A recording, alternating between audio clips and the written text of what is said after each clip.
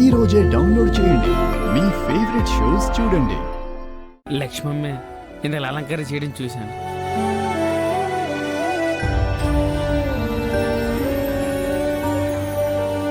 లక్ష్మి, నువ్వేనా?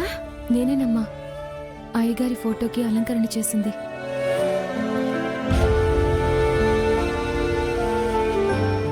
నా భర్త పుట్టినరోజు ఈ రోజేనని నీకెలా తెలుసు లక్ష్మి? అక్కడ ఫోటోలో జననం అని తేదీ ఉంది కదమ్మా.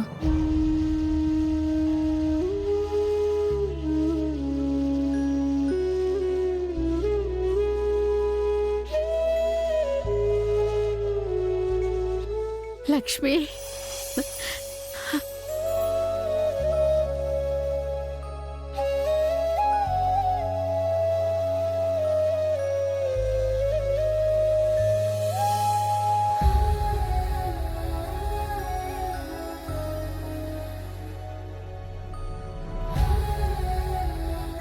నీకెలా కృతజ్ఞతలు చెప్పాలో అర్థం కావడం లేదు లక్ష్మి.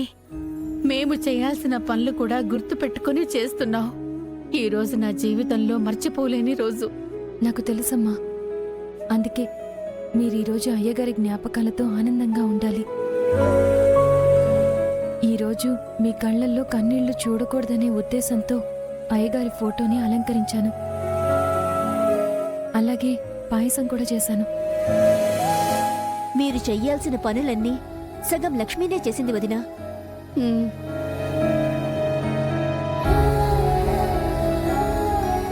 అవును వసుధ, లక్ష్మి చేస్తున్న సాయానికి తనకెప్పటికీ రుణపడే ఉంటాను నేను. అయ్యో, అంత మాటలెందుకమ్మా? ఈరోజు మీరు సంతోషంగా ఉంటే నాకంతే చాలు. ఆయన స్మృతులు కన్నీళ్లుగా మారకుండా ఉండడానికి ప్రయత్నం చేస్తున్నాను.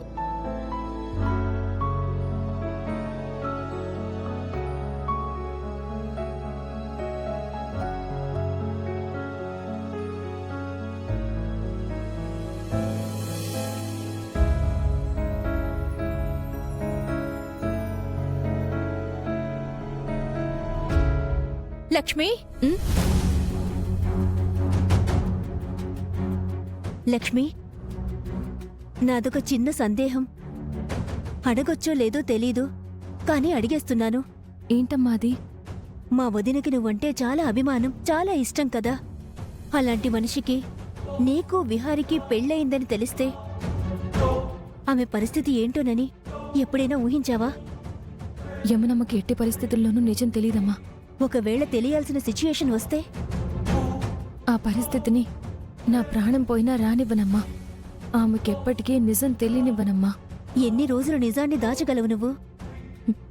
ఎన్ని రోజులైనా ఈ నిజాన్ని నాలోనే దాచుకుంటాను. దానివలన నష్టపోయేది నువ్వే కదమ్మా.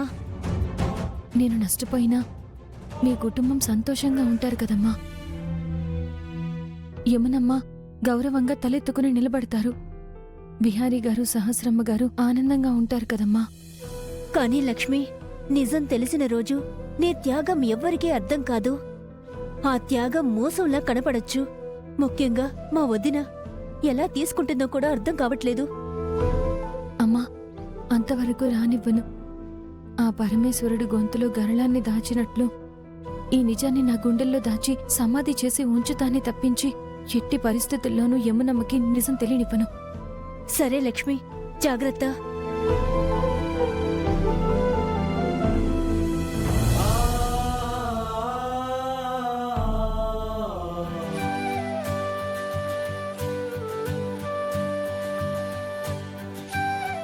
విహారీ గారు, ఏంటి లక్ష్మి? పాయసం తీసుకోండి. ఈరోజేంటి స్పెషల్? ఈరోజు మీ నాన్నగారి పుట్టినరోజు.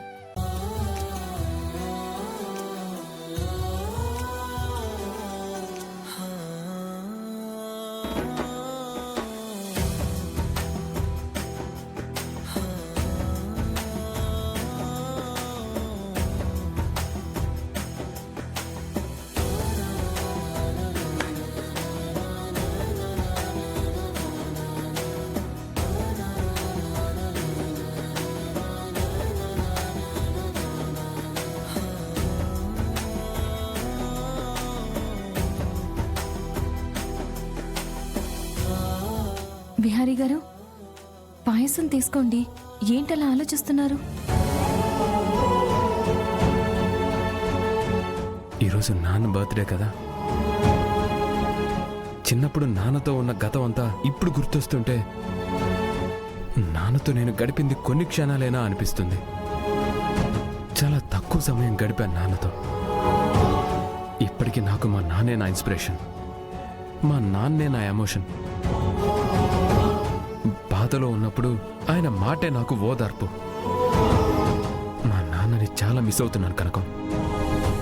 ఇప్పటికీ నాకు మా నాన్న చిన్నప్పుడు చెప్పిన ప్రతి మాట గుర్తుంది. మా నాన్న అంటే నాకు నవ్వే ఆయన మొహమే నాకు గుర్తొస్తుంది. ఇలా జ్ఞాపకాల్లో నాన్నని తలుచుకోవడం నా దురదృష్టం కనకం.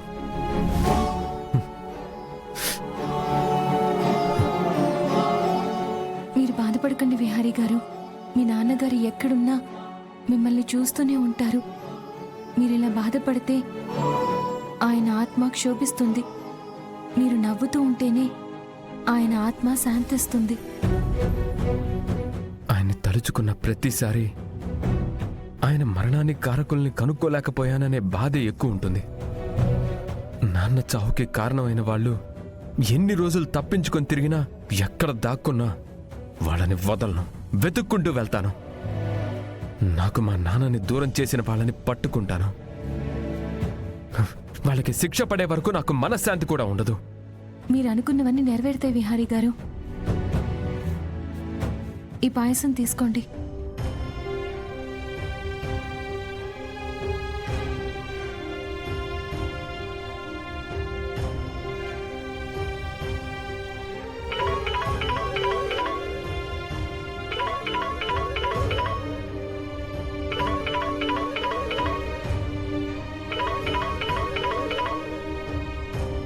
హలో. Hello sir. చెప్పండి సార్, లక్ష్మీ మేడం తన ప్రజెంటేషన్స్ అన్ని బ్యాంకర్లకి సబ్మిట్ చేశారు సార్. వాళ్ళు లోన్ అప్రూవల్ చేస్తే 2 or 3 డేస్లో మనకి 100 కోట్ల ఫండ్ ట్రాన్స్ఫర్ అవుతుంది. Oh my God. ఓకే, వచ్చే ఫండ్లో వీ క్రాఫ్ట్ ఇనీషియల్ క్యాపిటల్ కింద మనం ఒక 60 కోట్లు యూజ్ చేసుకొని మిగిలిన 40 కోట్లు మన కంపెనీ ఎంప్లాయీస్కి బోనస్గా ఇద్దాం. బోనసా? షేర్ ప్రైస్ తగ్గి మన ప్రాఫిట్ ఆవిరైపోయింది సార్. ఇప్పుడు బోనస్లు అంటే ఇవ్వాలి, ఇస్తున్నాం. Please do what I say. Okay sir. And కొత్తగా మారిన మన అకౌంటెంట్ ప్రాసెస్కి మీ ఫింగర్ ప్రింట్తో పాటు ఆల్టర్నేటివ్గా మరొకరి ఫింగర్ ప్రింట్ని యాడ్ చేయాలి సార్. మన కంపెనీ ఎండి ఫింగర్ ప్రింట్స్ని యాడ్ చేయండి. అలాగే సార్.